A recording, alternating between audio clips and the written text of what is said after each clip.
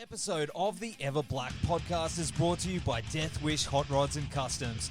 Check out their Instagram for all their new t-shirts, caps, beanies, cups, and the all-new Atomic Death lineup.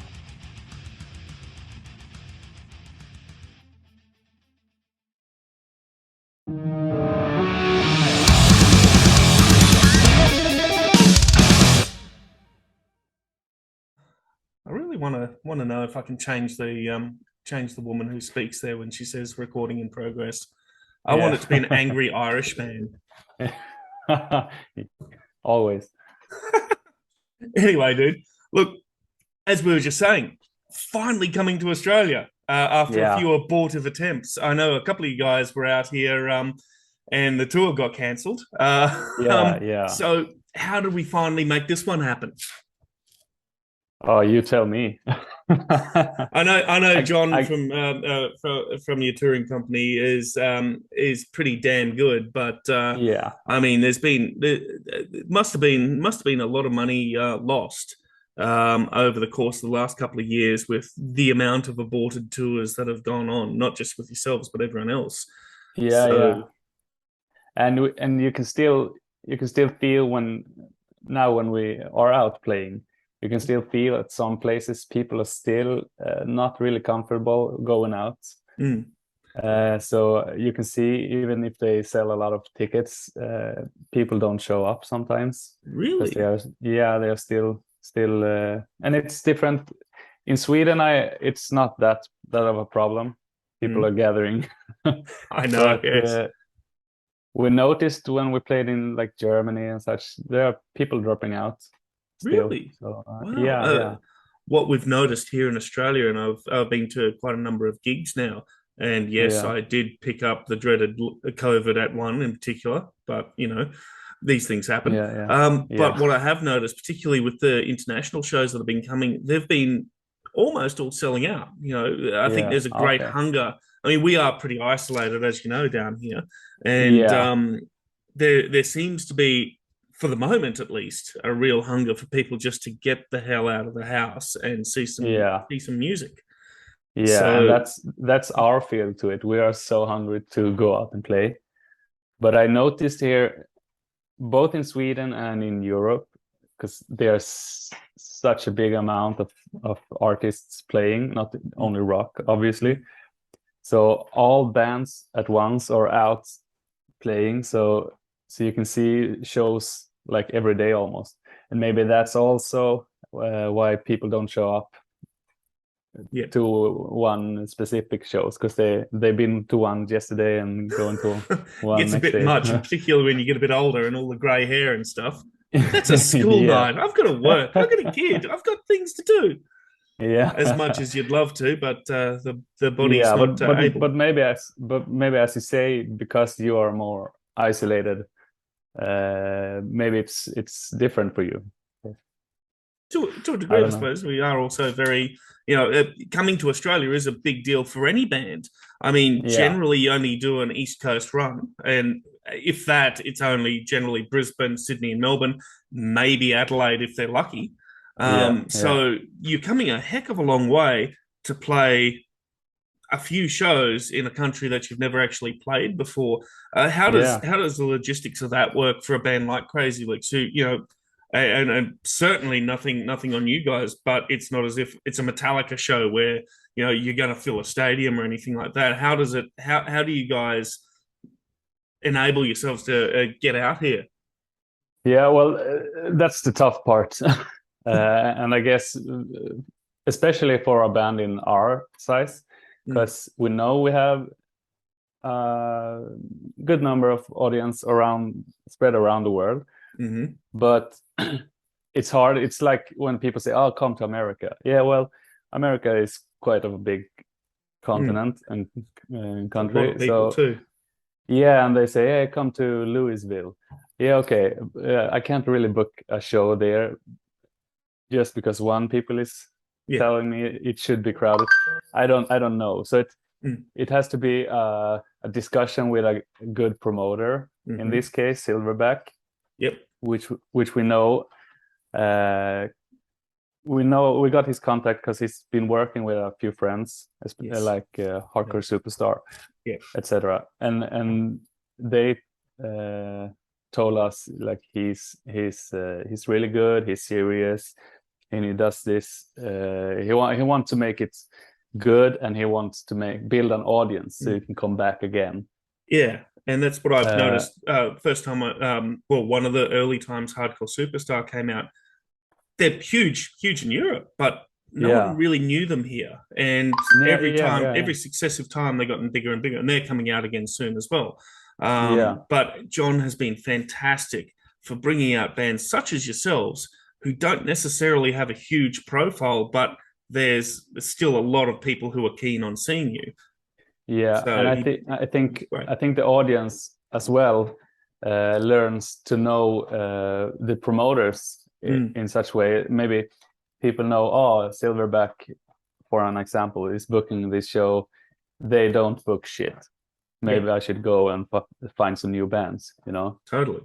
So for us doing this long trip, and there's a lot of money around it, we must know the promoter is a serious guy or girl. Yeah. Because there are a lot of funny dudes out there. I'm sure. I've been in the industry for a long time, so there's a good reason why I don't get paid to be in it anymore. But I do it because I love it. But so moving aside from the touring side of things at the moment, but you guys managed to walk that great line by grabbing the best stuff of the 80s, but ignoring the shit. I think that's a big thing that's always attracted me to Crazy Lixx, is the fact that you managed to do it. And I suppose the song All Looks, No Hooks kind of says it all. Every freaking song has more hooks than a bait and tackle shop. Yeah. So how are you able to maintain that kind of thing without sort of, and there are a lot of bands in your genre that they are all looks, you know, they've gotten their attention for ripping off the 80s wholesale, whereas you guys take the best bits and just make really fucking catchy songs. Yeah, I think for us, the music has always been like the number one reason to do it. And I think if you're just like ourselves, fans of the rock music, like from the 80s and such, the things you see from those bands is like cool videos, cool live shows, and etc. So the first thing you want to do is like look like them, but you really need to focus on what are they playing, how are they doing it, and how they are. It's not, if we take like Mötley Crüe, they were a cool band by the looks, and they had great songs. But what made the songs so great? You know, you have to take out the bits and pieces, and you have to just write songs and throw them away, and write songs and throw them away. But what I have noticed with you guys is, though, where Mötley Crüe had maybe 3 or 4 good songs on an album, you don't have much in the way of filler. Motley and a lot of those bands were like that in the 80s. They'd get picked up purely on their looks. Their songs were crap. The whole albums are just garbage, you know? Yeah. But I think a big difference, except for the money, is that lots of the big bands used to work with a producer. And the producer took these 4 or 5 guys in the ears saying, okay, you can do drugs and alcohol, but you don't do it in the studio. When you're here, you're playing that note, you're playing that note, that song is shit, let's do this song, you sing like this. They had someone telling them and like building a band of them. I'm not saying they didn't do anything by themselves, but that's a big difference because we are producing ourselves. Yes. And so how are you doing that now? Are you guys located still in Malmo, or have you sort of spread out throughout the rest of Sweden? We have spread out around Malmo. So it's the longest drive is like 1 hour maybe. Oh, happy days! So you're able to easily get together and record and produce yourselves. And we have our own studio and rehearsal room in an old factory. It's not fantastic. Yeah. So we can spend time there anytime we want. So that's where we are recording everything. Okay, so I suppose that leads on to the next question, that you didn't really embrace the full 80s aesthetic. There's certain parts of it that are definitely that aesthetic, but it's not the teased hair or anything like that. What I've noticed though over the last 3 albums, Rough Justice, Forever Wild, and your latest album, Street Leathal, they all seem to have a bit of a theme about them. It's not an obvious theme. I just from personally looking at them, I would have thought that Rough Justice was kind of that horror-ish, 80s horror-ish kind of feel to it. Not overt, or not Rob Zombie kind of horror, but that kind of feel to a lot of the songs and a lot of the video clips. And then Forever Wild being a lot more of a military kind of, we won something kind of feel. and Street Leathal being more sort of a fast cars Americana kind of feel. Is that something that you sort of think about while you're doing it, or is it just something that I've made up in my head?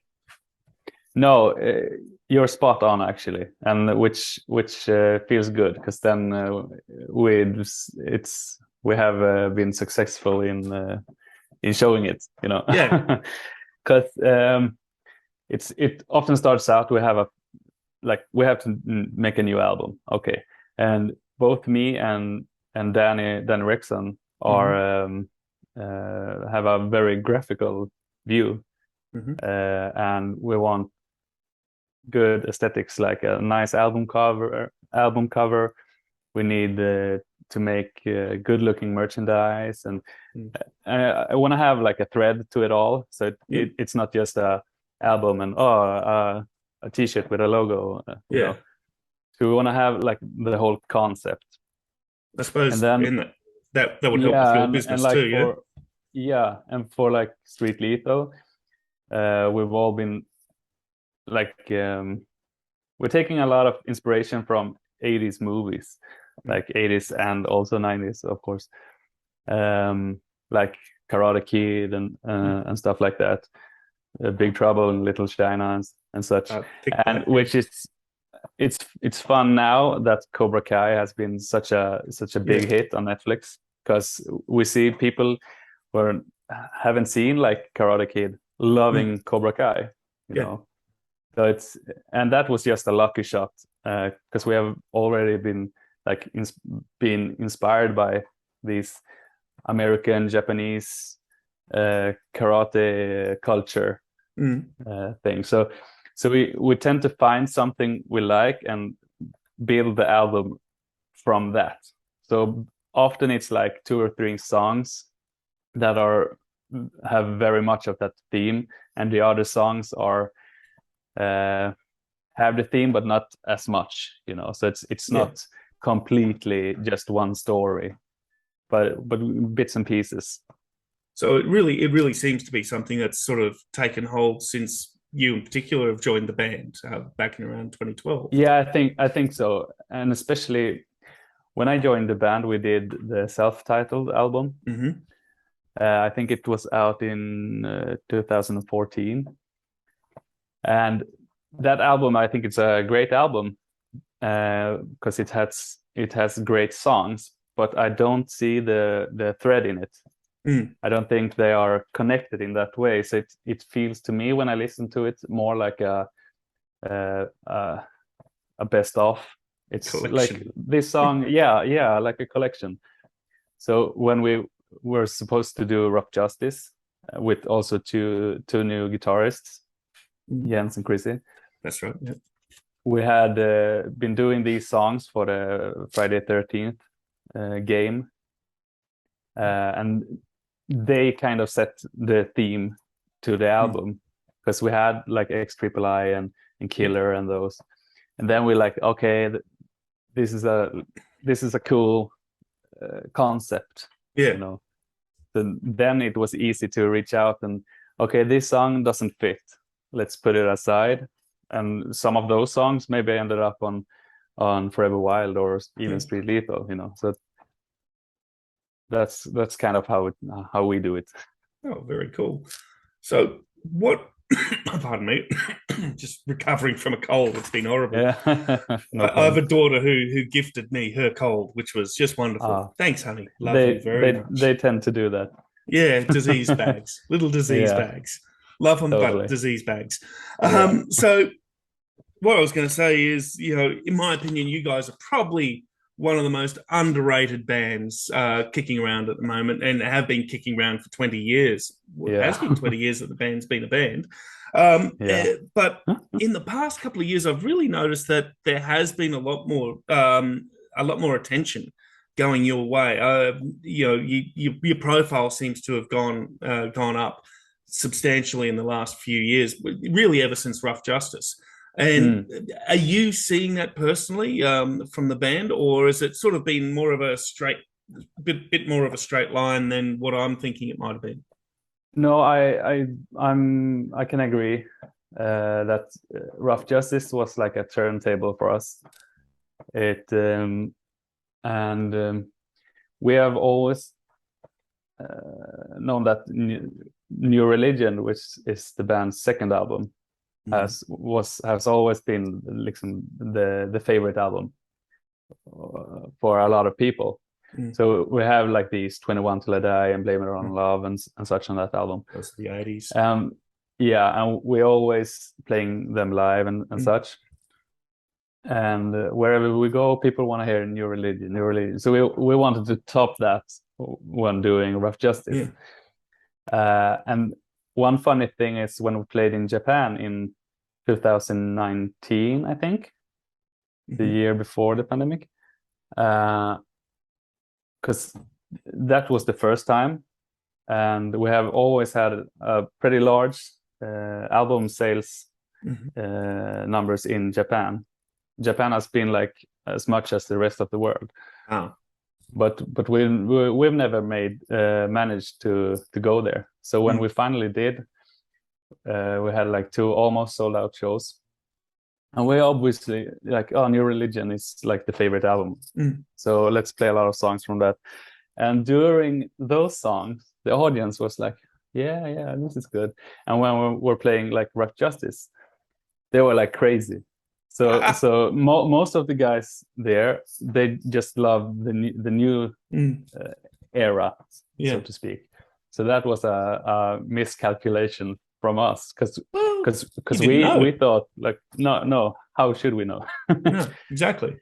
So now we try to, like the set list, we try to take the best from all the albums, you know, because you never know. That's a hard choice, man. You got a lot of good material to choose from over 20 years of making music. And like I said, more hooks than a fish and tackle shop. So,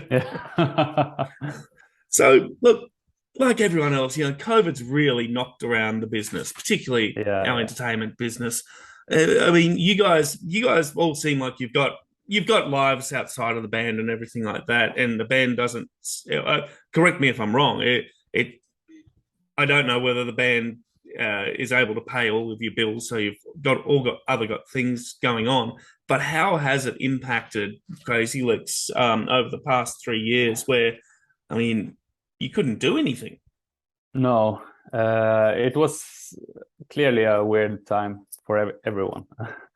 But we are in that level where we don't only rely on the band for an income. So everybody is working aside with different jobs and bits and pieces. So we knew from start that, okay, it's not going to be any touring, but our lives is kind of the way they were before. And Sweden was always more open than the rest of the world. No lockdowns in that way. It was more like recommendations. Please don't do this. But if you do it, slow a lot down, though? Didn't it slow? Sorry? I've got a friend who owns the Abyss in Gothenburg, and she said it really knocked them around in that they couldn't have that many people in there and things like that. Yeah. The restaurants and and the venues obviously, and that was a huge difference from them, because you could be like 10 people in a restaurant. So there were a lot of places that had to shut down, and so obviously it was really hard. But for us and the work we do outside of the band, it was like pretty normal, doing more stuff from home, you know. Yeah. So instead of going out playing, we started to work on the album earlier than we had planned. So we just took the time and rearranged. So I think we still had stuff to do. Well, that's good, and because it wasn't your primary source of income, I suppose it wasn't that onerous on you guys to go, well, we have to do this or we die. Yeah, and I think then it would have been more stressful, obviously. But it was really weird not playing for 2 years, because since I started playing, I'm always looking forward to the next show, you know, or the next tour. So from time to time, you start to wondering, am I still in a band or what? You know, that was actually that was really hard. Yeah, so, I know. Yeah, I play myself, and not being able to do shows was just rubbish. Yeah. I suppose that leads me on to the next thing, and that's what's really clear with Crazy Lixx is, I suppose, because you haven't got that great weight of pressure that you have to get to the next level and be bigger and bigger and bigger. You guys actually seem to really enjoy what you're doing, and you also, whilst you're very serious about making good songs and everything like that, there always seems to be that tongue-in-cheek attitude to what you're doing. This is cheesy as shit, but it's fucking tasty cheese, isn't it? Yeah. That's a good way of saying it. Yeah, I think we have so much fun doing it, and we have so much fun playing live. We tend to do like pranking each other, just having a good time while still playing good, obviously. So I think the audience can feel that, like the sense of humor, and we do it a lot in the music videos also. Yeah, like we try to do these cheesy, awesome shots, but then twist it a bit so it will be cheesy and funny.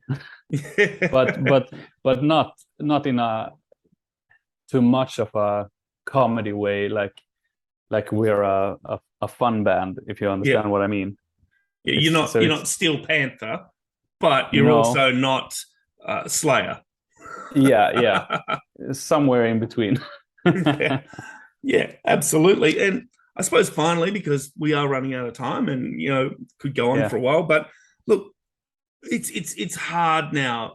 As you can see behind me, I have a problem, and I am a collector. I have a substantial collection. Damn. Yeah. It's a gigantic pain in the ass to get any of your albums in this country. How are you guys finding it now that things have changed a lot, and a lot of people really aren't buying a physical medium anymore? How are you guys getting your product out to people? Whether it be are you sending it out yourselves from your own mailing list, or are you just having to maybe hope that the record label manages to get some copies of your albums into stores? Yeah, the later. So the onus is really on the customer on the fans to try and really find copies. It's I do I manage our web shop and such, so I see people are asking for the albums, but it's kind of hard, because when you have like 7 albums and going on tour, it's hard to bring a few copies on each album, and people always want the album you don't have with you. Could you do maybe a retrospective in a box set or something? Yeah, and in some countries people don't buy CDs at shows, and in some countries people do. Like Germany, people want to buy CDs when you're playing. In some shows they don't want to do it, and since we're a traveling band, we don't have too much space. Like, we have one bag we can fill with merchandise. CDs take up a lot of space, you know. So heavy. So it's really hard to bring it out. How have you found that's changed since you've been in the band? You know, it really hit critical mass around the mid 2010s. So you know, when you started out with the band, it would have been a very different story. How have you seen it evolve? Actually, obviously, you can see the record sales going down a bit, but when you see the total amount, when they count the streaming as well, because I think they count maybe, I don't remember the numbers, but if hundreds or thousands listenings to an album is, they transfer it to like one record. Blame It On Love, 3,898,156,000 streams. Million streams, sorry. That's good. That's not bad, man. That's not bad. It's not bad. You should be able to buy a beer with that in Sweden. Yeah. Also in Sweden, which is like super expensive. Not in Switzerland. Oh, that's expensive. Switzerland. Yeah, that's expensive too. Sweden, you'll have trouble. Yeah. But anyway, look, man, thank you so much for spending the time. I'm so looking forward to catching you guys here in Brizzy. Again, it's an honor to actually chat to you guys. And look, I'll fling you an email and see if I can get you to. I'll buy the back catalogue off you at some stage. Yeah, do it. Looking forward to meet you. Absolutely. Beers when you get here. Thank you. Have a good one. Catch you later, gents. Thanks a lot. Bye.